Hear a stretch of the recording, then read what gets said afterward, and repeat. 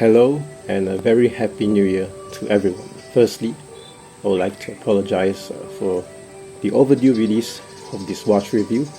The last few months have been very hectic for me, but nevertheless, I thank all of you for your continued support. Today, we'll be looking at this very unique and underrated diver's watch from Seiko. This is the SRPC35K1, or better known as the Mini Turtle. Let's dive into it.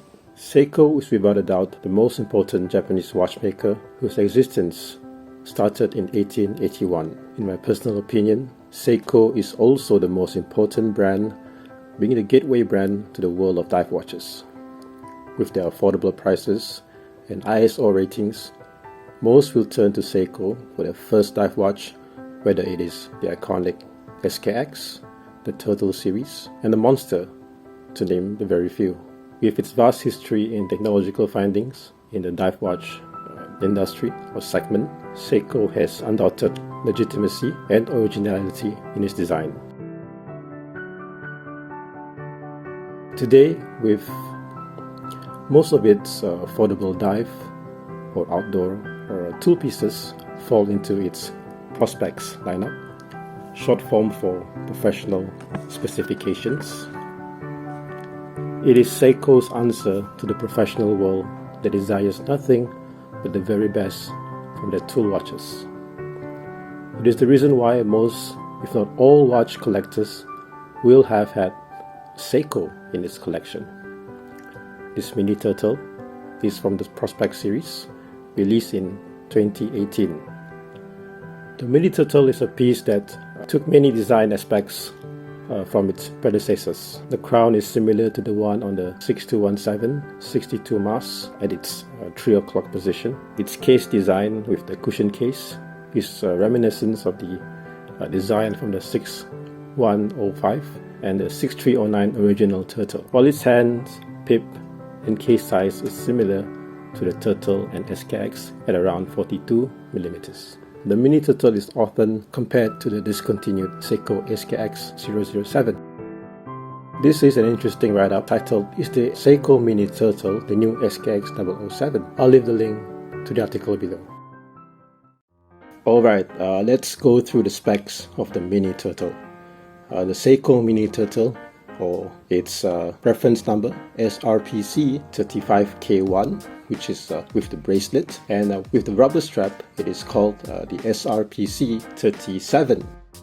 The case size is 42.3mm. Its thickness is 12.6mm. The lock to lock, it measures around 43mm. The movement, it uses the 4R35. The glass, it is the proprietary Seiko Hardlex. According to Seiko, this material comes in several grades and is more scratch resistant than run-of-the-mill mineral glass. The bezel is made of stainless steel and aluminum insert. It is unidirectional and has 120 clicks. The crown is a screw-down unsigned crown at the 3 o'clock. Rather unusual compared to many other Seiko dive watches. The bracelet of the watch is made of stainless steel with diver extension.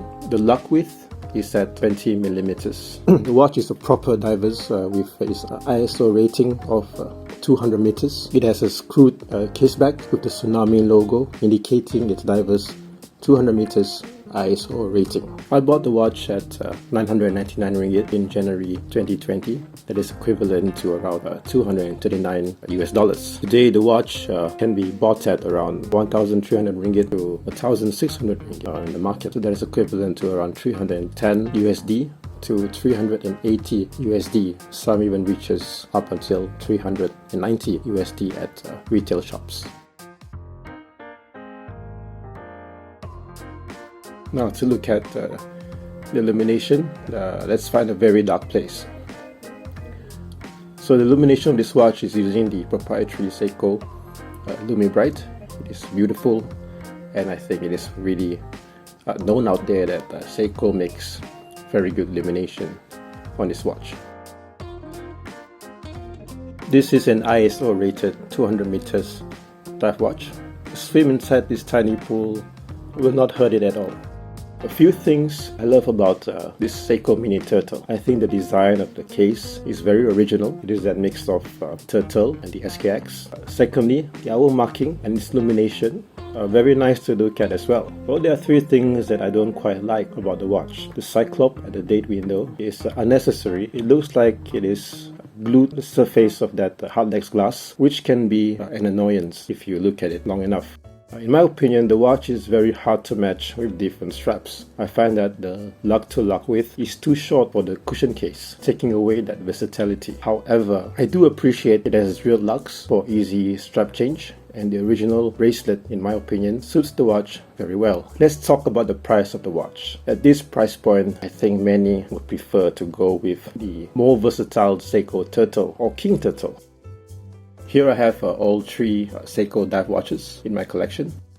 In conclusion, the Mini Turtle is not the heir apparent to the SKX being the go-to affordable dive watch. Neither it is the Seiko Turtle killer. The Mini Turtle is that quirky little brother that does its own thing, minding its own business, and doesn't like to be compared to its more successful older brothers. The Seiko Mini Turtle is not for your first dive watch, in my opinion, but rather one to have in a collection of Seiko dive watches.